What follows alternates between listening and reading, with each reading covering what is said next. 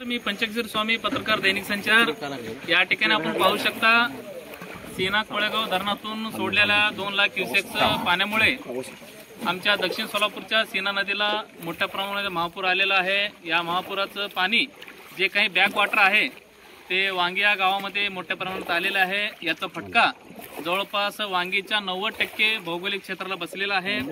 90% गावाला पुराच्या पाण्याने विळखा घातलेला आहे। या पाण्यात अनेक घर, हॉटेल, पानटपरी, मंदिर या 90% पर्यंत बुडालेले आहेत। आपण पाहू शकता किती विदारक परिस्थिती या ठिकाणी आहे। जवळपास 90% लोक स्थलांतरित झालेले आहेत।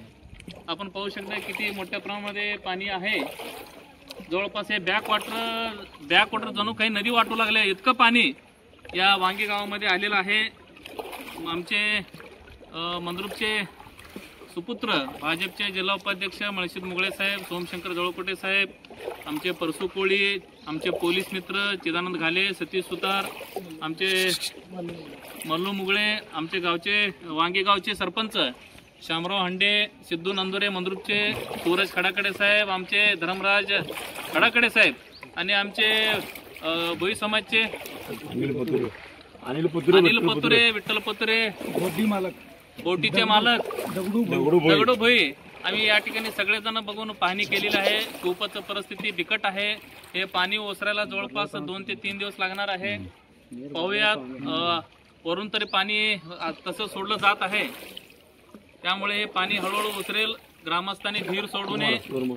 आज संध्याकाळपर्यंत आता उद्या सकाळपर्यंत पाणी कमी होईल असं आपण आशा बाळगू। आपण पाहू शकता पाणी वाढत चाललेलं आहे।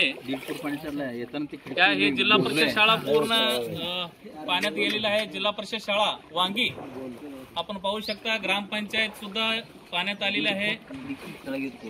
खूपच विदारक परिस्थिती आहे। आपण पाहू शकता घर बसल्या आपल्याला महापुराचं जे काही फटका गावाला बसलेला आहे आपल्याला समजावं ग्रामस्थांना, म्हणून आम्ही या ठिकाणी लाईव्ह व्हिडिओ शूटिंग करत आहोत। आमचे परवेज मुलानी वांगीचे सुपुत्र ते या ठिकाणी लाईव्ह शूटिंग घेत आहेत। पाहू शकता जणू काही हे मंद्रुप वांगी रस्ता आहे, पूल आहे। हे पूल म्हणजे नदी वाटत आहे, इतकं भयानक पाणी आलेलं आहे। बघा किती भयानक आहे। नदी जवळपास मला वाटतं 300 मीटर अंतरावर नदी आहे, तरी मुख्य रस्त्यावर इतकं मोठं पाणी आहे। बघा तुम्ही खरीप पिकाची तरी खरीप पिकांना तर पूर्ण जलसमाधी मिळालेलं आहे आणि तसेच बागायत पिकांना सुद्धा पूर्ण पाण्यात गेलेलं आहे। आपण समोर पाहू शकता या ठिकाणी आमच्या वांगीचे जे काही भुई समाज आहे ते मोफत लोकांना सेवा देत आहेत।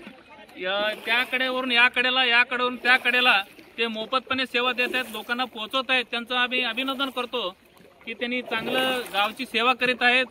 त्यांना निश्चितच त्यांचं प्रशासन दखल घेईल असं मी आशा बाळगतो। हे बघा समोर दाखवा।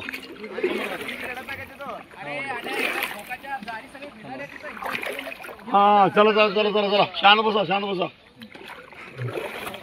मी प्रशासनाला आवाहन करू इच्छितो, जे काही सीना नदी काठचे जे काही गाव आहेत या गावांना 2-3 वर्षानंतर एकदा पुराचा फटका बसतो। या गावामध्ये चांगल्या पद्धतीचे होडी असावं असं मी आत्ताच आमच्या गावचे माजी सरपंच वांगीचे शामराव हंडे यांना मी आवाहन केलं की बाबा तुम्ही गावासाठी कायमस्वरूपी एक छोटीशी बोट तुम्ही उपलब्ध करून घ्या। कुठून घेता प्रशासनाकडून घ्या, नाहीतर तुम्ही गाव निधी उभा करून एक चांगलं जे आपलं डिझेलवर चालणारं जे बोट आहे ते घ्या, कारण 2-3 वर्षानंतर ही परिस्थिती येणार आहे।